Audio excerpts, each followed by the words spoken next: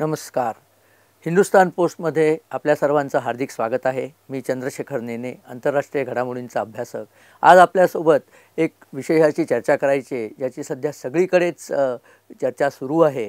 म्हणजे लेबनॉन या देशातल्या बेरूट त्यांच्या राजधानीमध्ये मंगळवारी त्यांच्याकडे अनेक लोकांच्या खिशात असलेल्या पेजर नावाच्या वस्तूचा स्फोट होऊन जवळजवळ 3000 लोक जखमी झाले. त्यातले काही गंभीर जखमी झालेत. त्यातली 9 माणसं तर मरण पावलेली आहेत. एक 8 वर्षाची मुलगीसुद्धा मरण पावलेली आहे. तर हे सगळं काय झालं आणि हे कुठे झालं आहे? तर लेबनॉन कुठे आहे? पश्चिम आशियात, इस्रायलच्या उत्तरेतला हा छोटासा देश. आता पहिल्यांदा आपण जाणून घेऊया की लेबनॉनमध्ये हे कोणावरती हा हल्ला झाला आहे. लेबनॉनमध्ये दहशतवादी संघटना एक आहे. त्या संघटनेचं नाव आहे हिजबुल्ला. हिजबुल्ला या शब्दाचा अर्थ आहे अल्लाचं सैन्य. ह्या लोकांचा एकच उद्देश आहे, ही शिया मंडळी आहेत आणि यांचा एकच उद्देश आहे की इस्रायलचा या जगातनं समूळ नाश करायचा. म्हणजे इस्रायल आणि इस्रायलमधले असलेले यहुदी यांचा संपूर्ण नाश करायचा हे त्यांचं ध्येय आहे. आणि त्याच्याकरता दहशतवादाचा वापर हे सातत्याने करत असतात.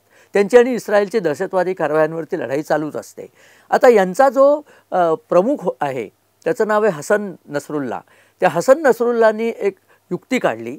त्यांनी असं पाहिलं की मोबाईल फोन जेव्हा वापरले जातात तेव्हा मोबाईल फोन तर ट्रॅक होतात, आपल्याला माहिती आहे. त्याचे जे सगळे सैनिक, कमांडर, त्यांचे मंत्री, त्यांचे संत्री, त्यांची जी सगळी स्टाफ आहे त्यांच्या सगळ्यांकडे मोबाईल फोन होते. आता असं दिसलं की मोसाद ही इस्रायलची गुप्तहेर संस्था, जगातली अत्यंत नावाजलेली गुप्तहेर संस्था, त्यांच्याकडे यांचे नंबर्स होते आणि ते यांना नेहमी ट्रॅक करायचे. ट्रॅक करायचं म्हणजे काय? तुम्ही मोबाईल फोन घेऊन कुठे चालला असला तर तुमचं नुसतं बोलणंच ऐकता येतं असं नाही, तर मोबाईल फोन आत्ता कुठे आहे, तो चालू असला किंवा नसला तरी सिम कार्ड आत्ता कुठे आहे त्याचं जॉग्राफिकल लोकेशन म्हणजे भौगोलिक जागा ही कळू शकते. आता ही कळल्यामुळे तुमचे जर कोणी महत्त्वाचे अधिकारी मोबाईल फोन घेऊन फिरत असले आणि मोसादला जर कळलं की ते कुठे आहेत तर मोसाद त्यांचा तऱ्हेतऱ्हेने खून करू शकेल, त्यांना संपवू शकेल. त्यांच्या घरावरती बॉम्ब टाकू शकेल, त्यांच्या मोटारीवरती मिसाईल मारू शकेल, त्यांचे मोसादचे गुप्तहेर त्यांचा प्रत्यक्ष बंदुकीने त्यांना उडवू शकतील. असे अनेक मार्ग आहेत. तेव्हा नसरुल्लानी असं सांगितलं की आपण मुळे मोबाईल वापरूच नकोया. मग आपण काय वापरूया? आपण पेजर वापरूया. आता तुमच्यापैकी ज्यांना पेजर हे माहीत नाही आहे, बऱ्याचशा तरुण लोकांना पेजर माहीतच नाही आहेत, कारण 2001 सालीच पेजरचा वापर भारतातनं पूर्णपणे बंद झाला. आता हा पेजर म्हणजे काय असतो? एक छोटंसं यंत्र असतं. आपली छोटी कॅल्क्युलेटर असायची की नाही, एवढ्या आकाराचं यंत्र असतं. त्या यंत्रावरती त्याच्यात 2च गोष्टी असतात. एक छोटासा अलार्म असतो आणि एक डिस्प्ले असतो. तुम्ही जर पेजर नंबरला फोन केला तर तुमचा नंबर पेजरमध्ये उमटतो आणि एक अलार्म वाजतो. पेजर ज्याच्याकडे आहे त्यांनी दुसऱ्या फोनवरनं जाऊन त्या नंबरवर फोन केला की त्याचा आणि तुमचा कॉन्टॅक्ट होतो. हे पेजरचं काम. पेजिंग हा जो इंग्रजी शब्द आहे, पेजिंग म्हणजे कोणाला तरी बोलावणे, पेजर म्हणजे बोलावण्याचं यंत्र, असं ते यंत्र होतं. आता हे यंत्र जर वापरलं तर याच्या 2 गोष्टी असतात. एक तर याच्यामधनं प्रत्यक्ष कम्युनिकेशन होतच नाही. हे या यंत्राला ट्रॅक करता येत नाही, कारण त्याचा संदेश अतिशय छोटा असतो, तो ट्रॅक करताच येत नाही. आणि याचा संदेश, त्याचे जे सिग्नल आहेत ते वेगळ्या वेगळ्या भिंतींना भेदून जाणारे असतात, त्यामुळे याची रेंज जास्ती असते. पुन्हा स्वस्त असतो तुलनेने. तर हा पेजर वापरून सगळ्या त्यांच्या हिजबुल्लांनी सांगितलं आपल्या सगळ्या लोकांकडे पेजर द्या आणि त्यांना काही संदेश द्यायचा असला तर तुम्ही पेजरवरती त्याला, तुम्ही जिथनं फोन करताय तो फोन नंबर कळेल आणि त्या फोनवरती त्याचा उलटा फोन येईल, तेव्हा तुम्ही त्याला संदेश द्या. अशी फार युक्तीची योजना त्यांनी केली. 5 महिन्यापूर्वी हिजबुल्लांनी एक टेंडर काढलं होतं की आम्हाला 5000 पेजर हवेत. ते टेंडर तैवानच्या एका कंपनीने भरलं बरं का. अपोलो गोल्ड या नावाची ती कंपनी आहे. त्या कंपनीने ते टेंडर भरलं, त्यांचं टेंडर पास झालं. अपोलो गोल्ड ही कंपनी स्वतः पेजर बनवत नाही. ती पेजरवरती स्वतःचा शिक्का मारते आणि ती पेजर पुरवते. आता हे पेजर कुठे बनतात? तर हे पेजर बनतात हंगेरीमध्ये. बुडापेस्ट हंगेरीची जी राजधानी आहे तिथे BSC म्हणून एक कंपनी आहे. तर BSC कंपनीला हे पेजरचं कंत्राट त्यांनी सांगितलं की तुम्ही असे असे पेजर डिझाईन करा आणि ते पेजर हिजबुल्लाच्या लोकांना लेबनॉनमध्ये पोचवा. BSCनी पोचवलं ते पेजर. आता असं कळतं, म्हणजे आता काय झालं आहे की हा सगळा कारवाई ही कोणी केली याच्याबद्दल इस्रायली सैन्य काहीही सांगत नाही आहे. आम्ही केली म्हणत नाही, आम्ही केली नाही म्हणत नाही, हे इस्रायलची भूमिका आहे. परंतु न्यूयॉर्क टाइम्सने कालच प्रसिद्ध केलं आहे की BSC कंपनी ही खरी कंपनी नसून मोसादनीच उघडलेली एक खोटी कंपनी आहे. म्हणजे काय? मोसादचा याच्यात सहभाग आहे असं न्यूयॉर्क टाइम्सने सांगितलेलं आहे. आता या लोकांनी काय केलं, या पेजरच्या आतमध्ये एक छोटंसं खोड रबराच्या आकाराचं 10 ते 20 ग्राम स्फोटक बसवलेलं आहे. ते स्फोटक या पेजरमध्ये बसवलं, पेजर पॅक केला आणि त्या स्फोटकाचं कनेक्शन पेजरच्या सर्किटला देऊन ठेवलं. आणि असं केलं होतं की या पेजरच्या अमुक नंबरनी याला जर पेजरला आपण सिग्नल पाठवला तर त्या सिग्नल पाठवल्याच्या नंतर 30 ते 40 सेकंदानंतर पेजरचा त्याच्यात जो एक्सप्लोजिव्ह बसवलं आहे की नाही त्याचा स्फोट होईल. 30 ते 40 सेकंदानंतर का सिग्नल आल्यानंतर टेबलावर पेजर असला मनुष्य पेजर उचलेल, बघेल काय झालं ते, इतक्या जवळ आणेल की नाही. आता जर स्फोट झाला, कारण स्फोटक तसं लहान आहे, हा काही मोठा बॉम्ब नाही आहे, त्यामुळे शरीराच्या जितक्या जवळ तितकी हानी जास्त. त्यामुळे या स्फोटाने अनेक लोकांचे, कोणाचे डोळे गेलेत, कोणाचे हात गेलेत, ज्यांनी पेजर असा कमरेला लावला होता त्यांना इथे स्फोट झाला, जन्मभर त्यांना आठवण राहील की हा भागच सगळा स्फोटाने जळून गेलेला आहे. आणि काही लोक तर मरण पावलेली आहेत. हे भयंकर झालं आणि एकाच वेळेला झालं. मंगळवारी संध्याकाळी 3:30 लेबनीज टाईम जो आपल्याकडचा 7 वाजतात संध्याकाळचे, त्यावेळेला एकदम स्फोट झाले आणि 2 ते 3 हजार लोकांच्या पेजरमध्ये हे स्फोट झाले. आणि आता मात्र हिजबुल्लाची पंचायत झाली आहे. पंचायत 2 प्रकारे झाली. एक तर सगळ्या जगभर नाचक्की झाली आहे की तुम्हाला कोणीतरी येऊन ठोकलं आहे. बरं, कोणी ठोकलं आहे ते स्वतः सांगत नाही, हिजबुल्लाने सांगायला सुरुवात केली की हे मोसादचं काम आहे आणि आम्ही इस्रायलला याचा धडा शिकवू, आम्ही करू, याव करू, त्याव करू. ते सगळं सुरू झालं.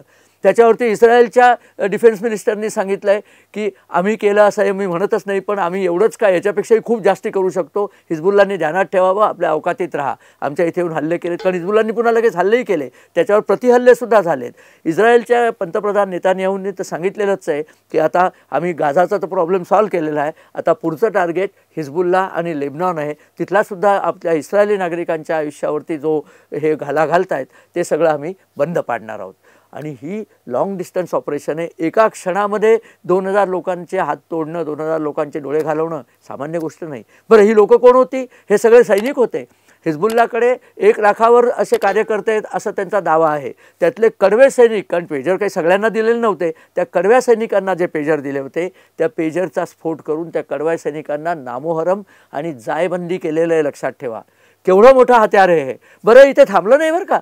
आता तुम्ही पाहिलं असेल तर बुधवारी पुन्हा वॉकी टॉकीमध्ये हा प्रकार झाला. वॉकी टॉकी म्हणजे एअरपोर्टवर आपण लोकांच्या हातात घेऊन फिरताना पाहतो किंवा पोलिसांकडे असतात. जपानची आयकॉम नावाची कंपनी जे वॉकी टॉकी बनवतं त्या वॉकी टॉकीजमध्ये हा स्फोट झाला आणि त्याच्यात 20 माणसं मेली आहेत आणि 300 जखमी झाली आहेत. काल तर अशी बातमी आली आहे की रात्री लेबनॉनमधल्या काही लोकांनी सांगितलं आमच्या सोलर पॅनलच्या बॅटरीमध्ये सुद्धा स्फोट झाले आणि आमच्या घरातली माणसं मेली आहेत. काय चाललंय कोणाला ते कळत नाही. बरं, ही एवढी जखमी झाली, एवढी मेली, हॉस्पिटलवर प्रचंड लोड आला बेरूतमधला. बेरूत अत्यंत सुंदर शहर आहे, मी बेरूतला जाऊन आलेलो आहे, पण त्या शहराची या दहशतवाद्यांनी सगळी वाट लावून टाकलेली आहे. हॉस्पिटलमध्ये इतकी गर्दी झाली की पेशंटकडे बघायला डॉक्टरना फुरसत नाही. त्यांनी अनाऊन्स केलं की रक्तदान करा, कारण रक्ताची खूप गरज भासणार आहे. रक्तदान करायला लोक गेली. हॉस्पिटलमध्ये एवढ्या लोकांचं रक्त घेण्याची सुद्धा योजना नव्हती. नुसता गोंधळ माजलेला आहे आणि त्याच्यात हे एकावर एक स्फोट होतच चाललेत. याचा अर्थ असा, इस्रायलनी सांगितलेलं आहे, हा जर इस्रायलनी केला असला तर, कारण अमेरिकेकडे गेले ही लोक तक्रार करायला, अमेरिकन लोकांनी सांगितलं आम्हाला इस्रायलनी याची काही पूर्वकल्पना दिली नव्हती. त्याच्यानंतर इस्रायलनी सांगितलं असं असं झालं आहे, पण असं ते कुठेही म्हणत नाहीत की आम्ही हे केलं आहे. कारण युनायटेड नेशननी लगेच ह्युमन राईटचा मुद्दा काढला की तुम्ही निरपराध नागरिकांना मारताय. जेव्हा निरपराध नागरिकांच्या इस्रायलला 7 ऑक्टोबरला गेल्या हमासने मारलं होतं तेव्हा काही कोणी हा मुद्दा काढल्याचा ऐकिवात नाही. आता सगळं जग आरडाओरडा करते निरपराध नागरिकांना मार. पण इथे जे लोक जायबंदी झाले त्यातले 90%हून जास्ती लोक तर दहशतवादीच आहेत. हिजबुल्लाचे लोक निरपराध मुळीच नाही आहेत, दहशतवादीच आहेत. तेव्हा हा प्रकार जो झालेला आहे तो युद्धाचा एक नवीन परिमाण उघडणारा आहे. यातनं पुढे काय काय होईल आपण सुद्धा विचार करा की आपण नवीन फोन घेतो, नवीन कॉम्प्युटर घेतो, त्याच्या बॅटरीमध्ये जर असे स्फोट व्हायला लागले तर कसं काय राहायचं. म्हणजे सुरक्षेची सगळी वाट लागली.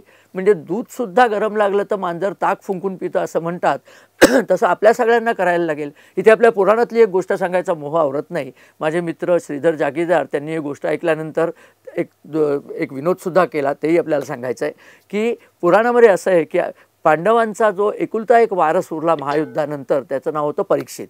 पण त्या परीक्षिताला मारायची तक्षक या नागाने शपथ घेतली होती. म्हणून परीक्षितांनी स्वतःला सुरक्षा करायला एक असा महाल केला की एका खांबावरतीच तो महाल होता आणि त्याच्यात तो राहायचा आणि कोण त्याला भेटायला येईल कोण भेटायला येणार नाही याचा अतिशय काळजीपूर्वक तो तपासणी व्हायची. त्याला वाटलं की आता आपल्याला कोणी मारणार नाही. एक दिवशी त्याच्याकडे एक जे ॲपल आलं, लक्षात ठेवा हां, ॲपल, आमचे जागीरदार म्हणले ॲपल काळजीपूर्वकच वापरायला हवं. त्या ॲपलमध्ये एक छोटीशी आळी होती. ती आळी म्हणजे तक्षकाने आळीचं रूप घेऊन तो ॲपलमध्ये त्याच्याकडे घुसला होता. ॲपल उघडलं, कापलं, त्यातनं आळी बाहेर आली. आळीने तक्षकाचं ओरिजिनल रूप घेतलं आणि तो याला मारायला धावला. अशा प्रकारच्या ॲपलमधनं स्फोट होण्याची पुराणात आपल्या कल्पना आहे. कदाचित याच कल्पनेचा वापर यांनी इथे केला नसेल कशावरून. पण आता काय होणार आहे ते लक्षात ठेवा. अमेरिकेला हे अर्थातच आवडलेलं नाही आहे. अमेरिकेची इच्छा होती की हिजबुल्ला, हमास, इस्रायल यांच्यात संधी करावी, इराणची संधी करावी आणि पश्चिम आशियातलं हे जे वादळ आहे हे जरा कमी करावं. कारण पश्चिम आशियात वादळ आलं की तेलाचे भाव वाढतात. तेलाचे भाव वाढले की सगळ्या जगभर महागाईचा डोंब उसळतो. आणि तेलाचे भाव का वाढतात? पश्चिम आशियातनं जगातलं 35 ते 40% तेल पश्चिम आशियातनं येतं. तिथे जर काही लढाई सुरू झाली तर तेल येतं टँकर्समधनं. सुपर टँकर्स लढाईच्या क्षेत्रात गेले, त्यांच्यावर बॉम्ब पडला तर टँकर जळून खाक होतं हो. म्हणून त्याचा इन्शुरन्स वाढतो. त्याच्या इन्शुरन्सची किंमत वाढली की ती किंमत ग्राहकांच्या डोक्यावर बसते. त्यामुळे याचा परिणाम म्हणून पुढे तेलाच्या किमती कमी राहतील का वाढतील सांगता येत नाही. आता हे युद्ध इथेच थांबेल का सांगता येत नाही. इस्रायलने तर सांगितलं आम्ही याच्याहूनही आणखीन आमच्याकडे कृत्य आहेत, आम्ही त्याचाही वापर करू. आपण सगळ्यांनी सावध राहायला पाहिजे. सुदैवाने भारताने एक काम केलेलं आहे. भारत रशियाकडनं तेल घेतो, त्यामुळे भारत पश्चिम आशियावरती तेलाच्या बाबतीत सध्या तरी अवलंबून नाही आहे. आणि आपल्याला लक्षात हे घेतलं पाहिजे की आपले जे शत्रू आहेत ते याच प्रकारचा वापर करून आपल्या इथे असे स्फोट घडवणार नाही, ते आपल्याला बघितलं पाहिजे. आपल्याला लक्षात असेल खालिस्तानच्या लढाईच्या वेळेला असं झालं होतं. खालिस्तानचं जे 1984मध्ये खूप माजलं होतं की नाही, तेव्हा ते ट्रान्झिस्टर असा रस्त्यावर ठेवलेला असायचा. लहान मुलं ट्रान्झिस्टर चालू करायला बघायची आणि त्याच्यात ठेवलेल्या स्फोटकांचा स्फोट व्हायचा. कशाने काय होईल सांगता येत नाही. संकट कुठल्याही बाजूने येऊ शकतं. आपण अत्यंत जागरूक राहिलं पाहिजे. अशा प्रकारचं काहीही संशयास्पद दिसलं तर आपण तत्काळ ते पोलिसांना कळवलं पाहिजे. आणि अशी आशा करूया की हिजबुल्लाचे जे आत्ता आरडाओरडा करायचे त्या गोष्टी जरा कमी होतील. इराणचा राजदूत तिथे मुस्तफा अमानी जो होता त्याचा संरक्षक म्हणजे हिजबुल्लाचा माणूस होता. इराणच्या राजदूताला हिजबुल्लाचं संरक्षण कशाला हवं? त्या संरक्षकाच्या हातात जो पेजर होता त्या पेजरचा स्फोट झाला आणि त्याच्यानंतर या राजदूताचा डोळा गेला आहे अशी बातमी आहे. एनिवे, पश्चिम आशियात पुन्हा पेटायला सुरुवात झालेली आहे. ही पेजरची कहाणी आपल्यापर्यंत पोचवावी म्हणून हा प्रपंच केला. आपल्याला आवडला तर आपण हा मित्रपरिवाराबरोबर शेअर करा, आमच्या चॅनलला सबस्क्राईब करा आणि हो, आपल्या कमेंट्स जरूर येऊ दे. त्या कमेंट्सचं आमच्याकडे स्वागतच आहे. नमस्कार.